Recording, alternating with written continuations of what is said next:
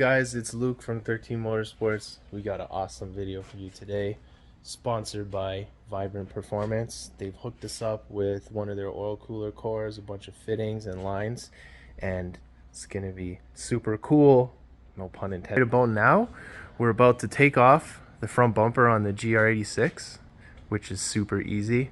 There's just some clips on the side, clips along the bottom here, and there's a couple clips on the top, and just like that, you know, with the magic of television, we can, hang on, oh shit, I gotta pull this part out. We can, oh, hang on, I'm ripping stuff.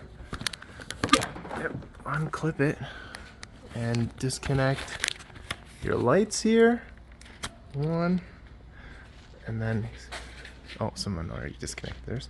And that's it, the bumper is off. Lightweight plastic, special polymer something in there. Sensor here, so hopefully we get some air pulling through while I rip laps with the AC on. And probably well, I think we should move this to make sure we're getting all the airflow. There's one horn there. Probably just put this one on the other side too. Right? Okay. So this is our oil cooler we're fabbing up here, utilizing Vibrant Performance part number here. Heavy duty barn plate core with a staggered fin design. So the density of these fins is just amazing. Should give us a lot of cooling. And then what we're doing is we're actually going to make this dual pass setup. So we're blocking off one side of the cooler so that the oil is going to come in, flow all the way across the core one time, make a U-turn, and flow along the bottom core. So we'll effectively stay in the cooler for twice as long. Should reduce the temperatures even more than normal. So it's gonna look something like that.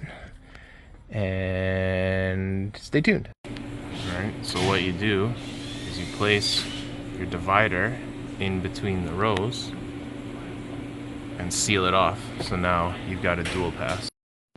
All mocked up and in place. A little testing rig checking for leaks.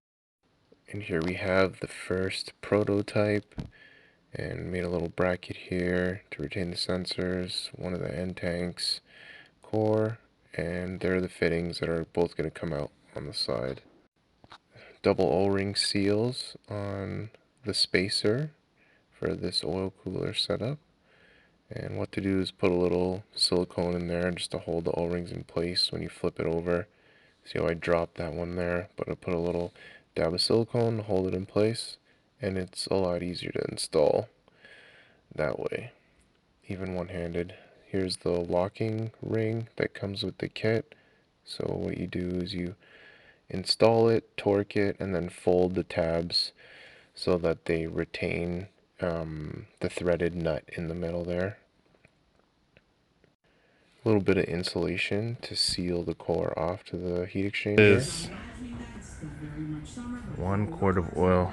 We're gonna pour it in through the hoses so we could calculate the oil quantity.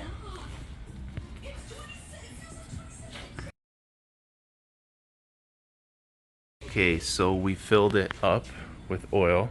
It took a whole bottle plus about a quart of oil. So, or a quarter, what do I mean? Quarter, yeah. So now everything's assembled. We've check tightened everything, paint marked it, new filter.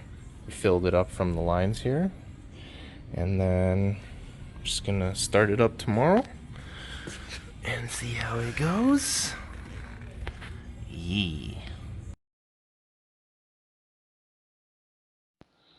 Okay, and here you can see we're going to do a little test to determine whether or not the radiator fan is actually drawing enough air to pull air through the oil cooler's heat exchanger and effectively give us some cooling even when we're idling, so that the oil temperature continues to drop after the airflow is reduced.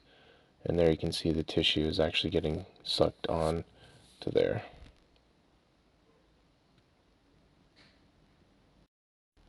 Thanks again for watching. This video is going to be part 1 of maybe 2 or 3 parts. The next part I'm going to be testing the oil cooler's efficiency at the racetrack. Stay tuned, and thank you for watching.